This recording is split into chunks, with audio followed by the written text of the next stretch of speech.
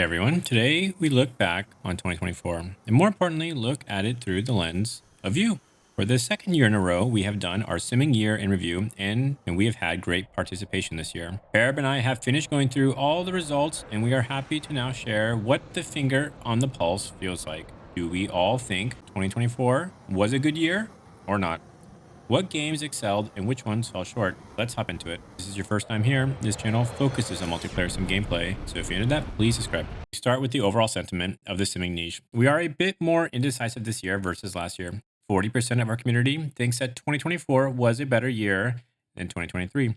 This is down in a very big way. 53% thought 2023 was better than 2022. For this year's survey, we see that about the same percentage thought it was flat or same year over year. Keep in mind that this is for simming overall and not for one game. We are going to spend more time on this question, but we need to define our audience a bit more before we do. Next, we get into VR, which is something that I still have managed to avoid, but I do like to keep my ear to the ground because I know it is important to a lot of you. But the question is, how many of you use it? We see that 55% of the players do not use VR, while 45% do. 31% chose yes. This basically overlaps with last year, and I find that as an interesting data point because I want to be a tiny bit presumptive here. One, with such a huge increase in participation this year, I was curious if there would be a huge difference in respondents. Can't know for sure, but it looks like it's the same crowd, but just bigger. Second point is that assuming it's the same crowd, the VR adoption has not moved in any meaningful way. I can't validate this for sure, but last year we did look at the number of Steam users who had VR. Last year it was 1.8%. This December 2024, it was at 2.13%. So it has moved about 15% year over year on Steam, but it is still a single digit percentage and well under 5%. So basically, we know that our community indexes much more toward VR than the industry average. Next, we get into the experience of the community. We see that over a third are 10 plus year veterans of the niche, while about 19% of the players have 2 years or less experience. Interesting enough, we see that about 29% are only in the 3 to 5 year range. Next, we get into what games do you associate yourself with, and this is a very interesting one. We decided to make this a select all that apply, and we see that the vast majority of the community associates themselves with DCS. And I was expecting a large number for DCS, but this was a bit bigger than I expected. 93% of you associate yourself with DCS, and that to me is a bit odd. This channel really got going in IL2 and has been branching out to a lot of other games.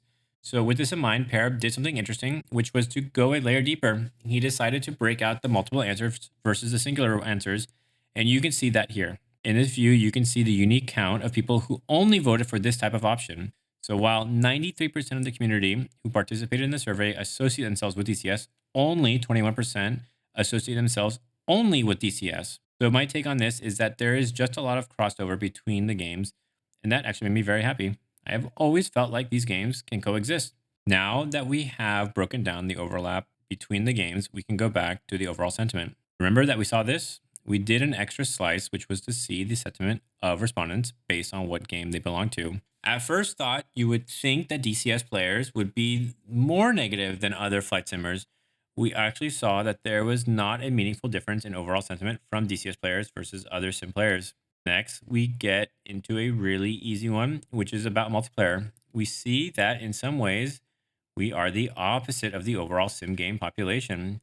In IL2, 15% of the population plays multiplayer, and in DCS, it's about only 10%. Here, we see that only 50% play single player only. So this is a good reminder that we are a community within a much larger one, and we do not represent the whole. Now that we know who our respondents are, let us get into the actual meaty questions.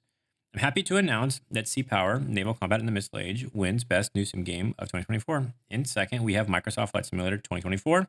And then in third place, we have U-Boat, which finally came out of early access and had their version 1 release. Keep in mind that people did not do a really good job of reading the question because a ton of people gave answers for games that had already released in years previous. I scrubbed these out, and you can even see with this cleaned up view that there are still some older games in here. With this disclaimer now done, Sea Power has won, and this is and is not surprising to me. It's surprising because when you look at second place, you see Microsoft Flight Simulator, and that is coming from a really big studio, and most of you are flight simmers. So you would guess that most people would kind of gravitate toward that game. On the other side of the coin, Sea Power is actually something new, and this made me happy for it to win. It's not another redressed version of an already existing game that's iterating on what already existed. Sea Power offers an actual new experience. I would like to believe that people leaned in the direction of newness, or rather than just having a better experience on something that already existed. I voted Sea Power myself, so happy to see that I was in agreement with our community. Next, we talk about the labor of love. What combat flight sim improved the most in 2024? The community was very split on this. 37% went with DCS, 32% went with BMS, 15% with nuclear option, and 10% with War Thunder. So 93% of the community went with those four answers. I was surprised that DCS was even in the top three, but it was. And personally, I'm split between nuclear option, War Thunder, or BMS. The only thing I will say is that War Thunder really seemed to somehow outdo themselves and really pumped out a lot this year. Dance of Dragons, Storm Warning, Seek and Destroy, Alpha Strike, these were all huge updates that came to War Thunder. And this is just focusing on the air aspect of the game. It's not even getting into the ground or naval game, and it's not even getting into all of the engine changes they made to this game. Snail is powerful and has a lot of resources, but 2024 to me felt like they really pumped a lot into the game versus 2023. The only thing I can really remember from 2023 was the air security update. There is an argument to be made with nuclear option as well. They added a lot to the game in terms of new planes and capabilities. And I really do think that game is a dark horse in the scene, and they are really starting to hit a stride. Next, we talk about what combat flight sim worsened the most. And this was a really clear winner, 66% to DCS. This is interesting because DCS barely squeaked ahead as the winner for Labor of Love as the best improved flight sim, but in the same breath, we are saying it was the one that worsened the most in 2024. I take this as a reflection of the DCS community being so large and just being just generally split on things. I think it's safe to assume that all of this is coming from the ED and RASBAM dispute, which in my mind has defined a lot of this year. This was a glass shattering moment for the niche, and I think it's one that is going to leave an imprint for many. There is that old saying that trust takes years to build, seconds to break. I think we're feeling that now, and I don't think we are ever really going to recover regardless what happens with the dispute, if it is resolved or not. I have not really talked about this dispute all too much outside of saying that regardless what happens, it's bad. Now that some time has passed, I would actually like to talk about it more directly because some of the things that we were expecting to happen did happen, with both the Mirage 2000 and the 15 becoming broken and only becoming playable again because of extra work. I think the best way to talk about this is to talk about people who aren't in the DCS scene. Like you, I meet random people online who are friends of friends. We talk about what games we play, and in general, people want to find a common ground. They throw out games, and we see what overlaps. From the sim niche, DCS is one of the flagship games, just based on its size relative to the other games in the niche. So I wanted to find common ground with people. I share this, and I'm starting to get some weird reactions now. I have had a few times where people have heard me bring up DCS, and their reaction is to ask if this game is a scam or not. This used to never happen, but almost overnight, DCS has turned into the next Star Citizen. Now, this is not the default answer. It's just one that is starting to happen more and more, and it's honestly kind of embarrassing. This being embarrassing doesn't really bother me so much, but it is interesting to contrast when I think back to some games that I played in my life. I have a weird sense of pride for some of them. I loved playing World War II Online, and I feel proud that I was able to experience that game when it was still going before it fell off. I meet so many people who wish a game like that could come and have no idea that it already existed and they completely missed the boat. I'm lucky enough to say that I experienced it. I'm quick to say that I played Dota for over 10 years and pride myself in having reached a respectful rank in a game that is so competitive as Dota. These are just two games of a few that I have fond memories of and a weird sense of pride. Now, I'm not saying that I need to feel proud or avoid feeling embarrassed. Fun things are fun, and time enjoyed wasted is not wasted time. The thing is that DCS for me has sort of just reached a point where it has relegated itself to be something that is not worth putting a lot of time into. I've been playing it on and off since low Mac, and I have said this before, but I was never super in love with the game to begin with. The whole point of making ECW was to try to make the game playable because I never felt like I had a home in that game. Now that the Razam situation has happened and so much risk has been exposed in the game, on top of seeing the direction the game is going on, it just seems like it has been a bit of a waste of time. When ECW was just starting up, it seemed like DCS really had some momentum and it was moving in a good direction. After learning more about the game's development and the direction or lack of direction, it became clear to me that the juice was not worth the squeeze anymore. I'm happy to goof around in DCS occasionally, but I'm certainly not letting it occupy as much time in my head. Ultimately, this game is a digital play museum, and there is no care for things to feel cohesive. These planes live in a vacuum, and that's not particularly interesting. Games like Wolfpack, Steel Beast, and BMS have all shown that clicky interfaces is not a particularly unique thing anymore. Mods and even small dev studios are able to do it. It's not really compelling when it's your main thing. So to me, DCS really had a bad year in 2024, and I don't really ever see it truly recovering. We'll still play it occasionally, but I'm fairly certain I will not make it my main squeeze anymore unless they radically change up their direction and try to make the game a bit more cohesive. And it's interesting because a lot of people focus on the whole Razman versus ED thing, but I personally think that them making the game more cohesive could make the game even better with or even without Razman. But I don't think there is any real interest to do that. I do think DCS is a bit stuck in their cycle to pump out new modules that are completely independent of each other. I also get the sense I'm not alone in this. We asked some ED versus Razbam questions. We see here that the vast majority of people do not expect these modules to continue development anymore. We also see that 65% of the players are reevaluating their commitment to DCS. Now, reevaluating does not mean that they're going to pull back. I may have a harsher or more definitive reevaluation than some of you, but it is interesting to know that such a large percentage of you are reevaluating things. Next, we go into overall sim game of the year. People went with DCS. For most improved sim game of the year, they also went with DCS. With BMS in a close second. I do want to give a tip of the hat to Nuclear Option and GHPC because I do think they have done a great job in keeping pace with their game. Now we double click into the combat flight sim stuff. The community was hugely in favor of the F4 being the best DCS module release of the year, with the Kiowa being number 2. Next, we go into the worst module, and people went with Afghanistan, followed by Flaming Cliffs, and then the Chinook. It's kind of funny because all three of those are ED modules. In my opinion, this was a really bad year for releases outside of the F4. They all seem to have their issues and were not really universally loved. Now, we go into the outlook. We see that around 66% of the players have a positive outlook and only around 15% are neutral. So most people are positive in their outlook for the niche. We also see that people with less experience are a bit more positive than the veterans. Now we get into the game specific ones. I thought these would be interesting this year, but I think that I may snip this from next year's survey. So let's go through them fast. In general, people are really positive on the outlook for BMS, but a big chunk of people do not care at all. We see that for DCS, around 40% of the players have a negative outlook on the game now. The majority are positive and or neutral, but 40% is still nothing to sneeze at. That's still a huge chunk of the players that have a negative outlook. This negative outlook again skews more toward the veteran players.